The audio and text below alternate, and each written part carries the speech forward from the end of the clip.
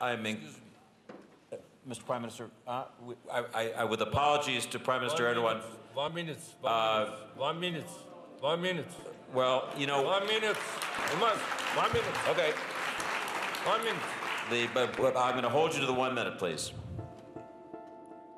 Recep Tayyip Erdogan, le Premier ministre turc depuis plus de 11 ans, est entré dans les annales du web en quittant le forum de Davos au nez de la communauté internationale.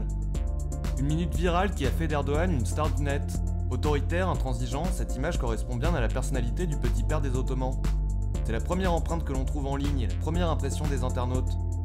La Turquie est le deuxième pays utilisateur de réseaux sociaux au monde. Pour Erdogan, c'est donc aussi sur la toile qu'il joue son avenir politique. Au fil de ses mandats, il a mis en place une stratégie bien spécifique. Alors quel rapport Erdogan entretient-il avec le net ? À un mois des présidentielles, voici en quelques clics une enquête numérique sur celui que les internautes surnomment le sultan d'Istanbul. Sur internet, Erdogan est puissant. Il a même décliné son image en application pour ses militants. Un site officiel à portée de doigt sur lequel il affiche clairement son parcours atypique et ses nombreuses frasques dans le monde politique. Elles sont devenues la carte de visite du chef du gouvernement. Mais il n'en est pas moins aimé pour autant. 4 millions d'abonnés sur Twitter et presque autant d'amis sur Facebook.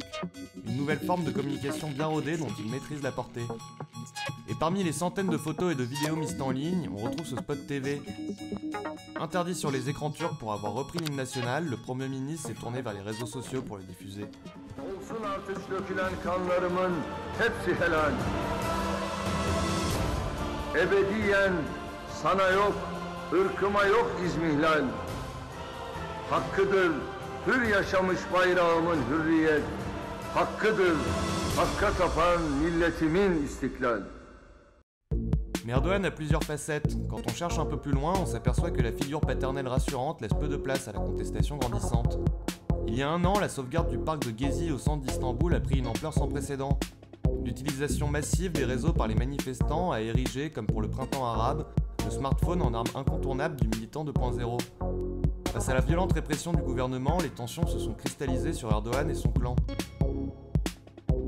C'est ce que nous explique Raghib Durand, journaliste politique à Istanbul et témoin des événements.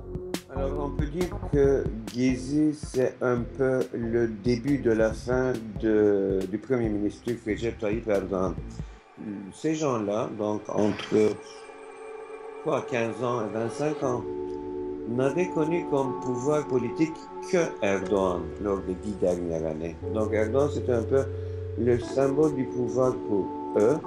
Ce qu'on appelle les réseaux sociaux, ça ressemble beaucoup à Gezi également, parce qu'il n'y a pas de leader, il y a plus ou moins une participation sans limite, et les jeunes de Gezi ont pu également se servir très bien de leur appareil, de l'ordinateur et puis de leur téléphone intelligent, à la fois pour s'organiser, à la fois pour faire face à la répression de la police.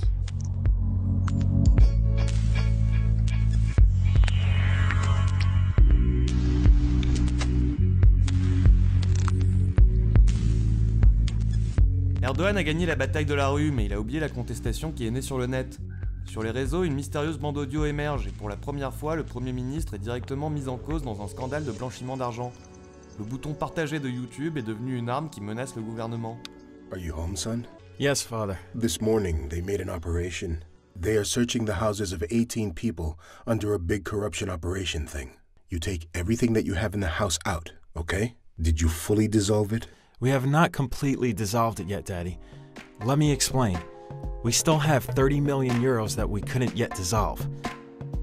Des millions de dollars et des boîtes à chaussures, c'est ce que dévoilent ces images tournées chez un proche d'Erdogan. Parmi les inculpés, 3 fils de ministres et le PDG d'une banque, tous soupçonnés de participer à un vaste réseau d'attribution illégale de marchés publics.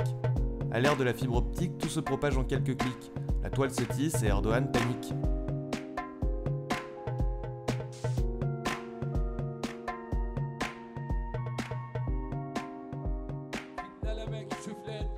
La liberté, ce n'est pas non plus dévoiler les secrets de l'État sur la scène internationale grâce aux réseaux sociaux.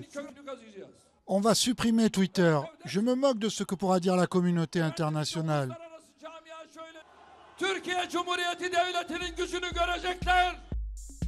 Fini les réseaux, fini les tweets qui relaient les vidéos. Erdogan a colmaté la fuite, la Turquie s'emballe et se fait mater à grands coups de jet d'eau. jour au lendemain, 12 millions de Turcs abonnés au site de microblogging sont condamnés au silence radio.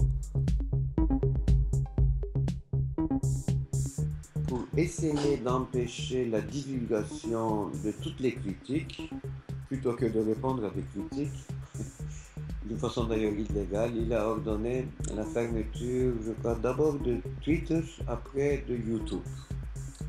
Il y a un dicton populaire chez nous, en turc, on dit l'interdiction de l'Ottoman, l'Empire ottoman, ne dure que 3 jours. L'interdiction de Twitter a duré seulement 3 heures.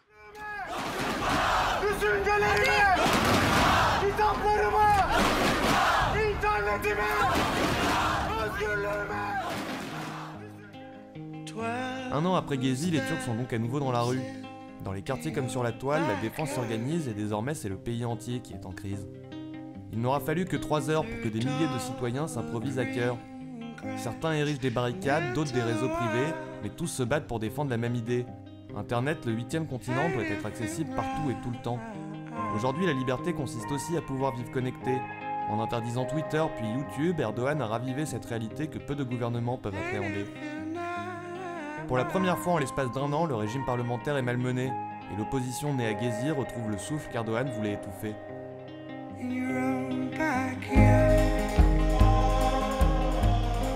En quelques jours, les internautes, les institutions et le président Abdullah Gül désavouent le chef du gouvernement. Désormais, ces 2 amis de longue date ne sont plus dans le même camp. YouTube gibi, Facebook gibi platformlar bütün dünyanın her tarafında geçerli olan şeyler ve bunların yine kapatılması diye bir şey de söz konusu olmaz. Fidèle à son caractère intransigeant, Erdogan n'a que faire des critiques. Malgré la remise en ligne de Twitter par la Cour constitutionnelle, il persiste et signe. Nous devons bien sûr appliquer le jugement de la Cour constitutionnelle, mais je ne le respecte pas.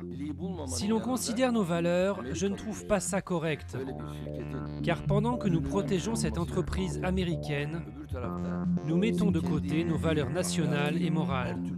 Erdogan, fragilisé, réaffirme sa volonté de censure généralisée. Mais les internautes déjà mobilisés ne manquent pas de tactiques pour la contourner.